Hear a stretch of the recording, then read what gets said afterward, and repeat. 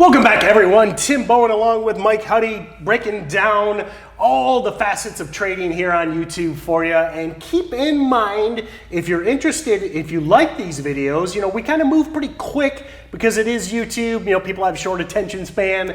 But if you want to really get into the in-depth of these setups, we're gonna talk about an OTC pump and dump here, which is a pattern that's been around forever. But if you really want to get in depth and learn these patterns, the absolute extreme detail, hit that link below and check out the StocksToTrade team. It's a co-mentorship program where Huddie and I work together to shortcut your path to learning trading and ideally making you that consistently profitable trader. We do twice daily webinars. You get direct email access, direct chat access. Everything is uploaded. You can review it at your leisure. I think it's the best way to really shortcut your path to success. Check out the StocksToTrade team below. So today, we're talking about one of these patterns that has been around as long as I can remember. I've been around for 15 years, and when I got started in 2007, man, this was like the setup we looked for, the pump and dump. That was the glory age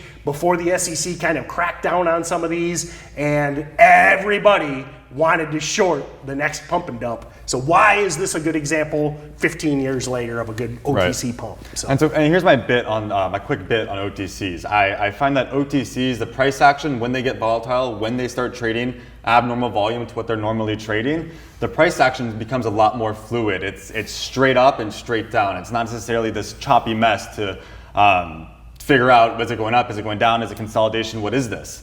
So I find OTCs to be great training wheels. Yep. If you don't know what level 2 is, if you have a hard time reading level 2, especially on NASDAQs when they're trading millions and millions of shares, it's impossible almost. That's a great point. I mean, if one of the things I talk about a lot is, and Huddie does too, if you're really trying to get a feel for level 2, many of you might have looked at level 2. There's a lot going on there, a lot of colors, a lot of text. If you're trying to learn level 2 staring at a NASDAQ stock trading 50 million shares a day, good luck, okay? Right. If you're trying to get a feel of what's actually going on, one of the best ways is look at these OTCs because the level 2 actually makes sense way more than on some crazy liquid NASDAQ stock. Right, it's like when an OTC breaks down a huge wall at a breakout level, it actually, when it gets through that wall, you'll see the bids start to ask and the stocks start to move in that direction, and you can see the level 2 start the momentum. Yep.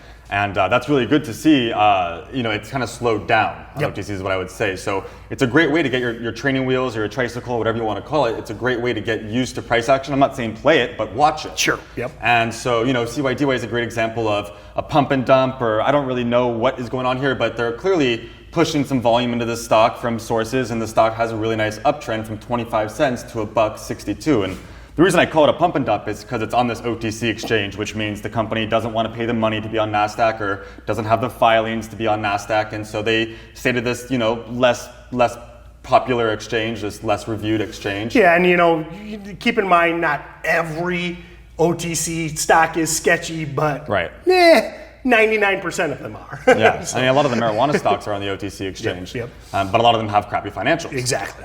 So anyways, the whole goal of the pump and dumps is, eventually insiders and retailers all kind of start dumping at the same time. And because of the nature of how the level 2 works and kind of delayed executions, when it actually starts to unravel, they can have really severe panics if they are extended and or breakouts, but breakouts can go much higher than expected, especially if you have a lot of shorts kind of trapped in the stock. But what I love about CYDY and pump and dumps like this is when they actually do get extended and they start becoming very volatile, the price action is clean and it becomes very predictable. I find OTCs respond to technical analysis much better than listed stocks on NASDAQ and in a much less choppy fashion. This goes back to the penny stocking framework, which has again been around since the dinosaurs, and have that 1 through 7 pattern.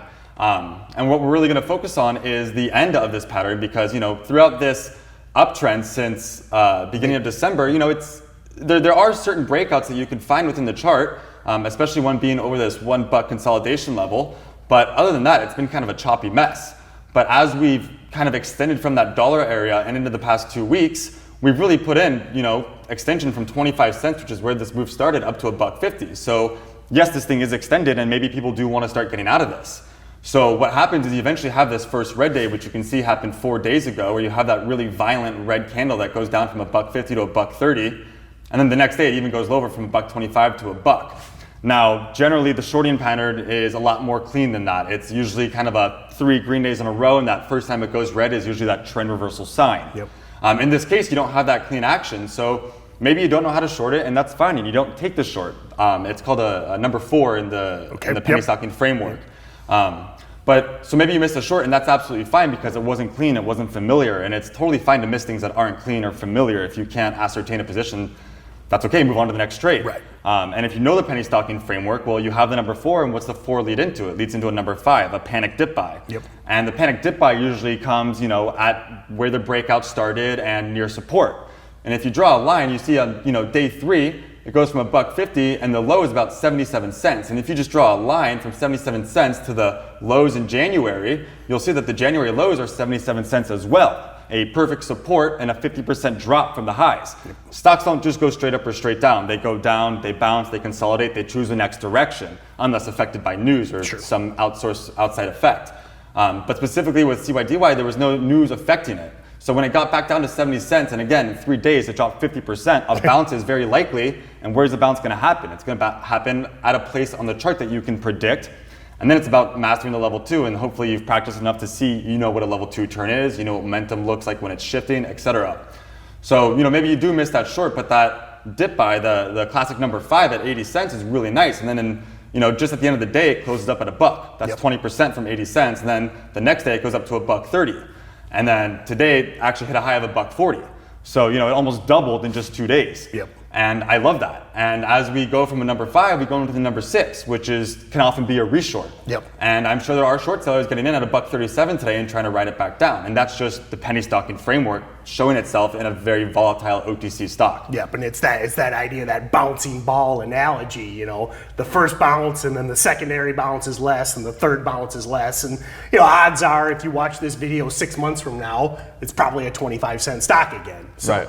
But that's the great thing is you can play these both ways. Yeah, and again, 6 months ago, for sure, probably a 25-cent stock. And the only 3 days that I can trade it, in the past week, there have been 3 trades on this stock that I see. Maybe I missed the first one because it's not clean, but the second one I love. And then today, maybe I miss it, but at least I can notice that there are 3 trades within this volatile stock. Yep. This is a stock I have on my watch list. This is a stock I'd be watching every day for the potential opportunity that we've studied for. Yep. So keep in mind, save this chart, CYDY.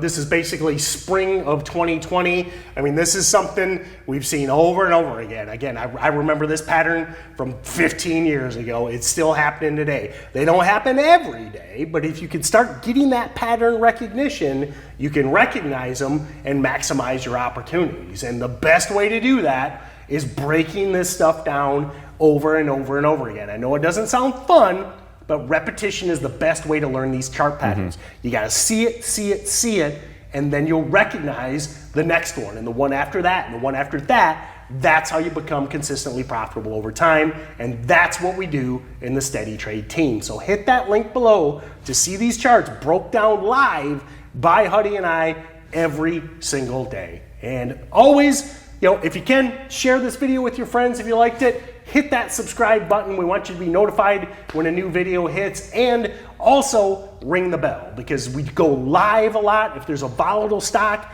that's moving. We also do a Monday night review where we break down the trades of the week. If you ring that bell, you'll get notified as soon as we go live. So thanks a lot, everyone, and we'll see you on the next video.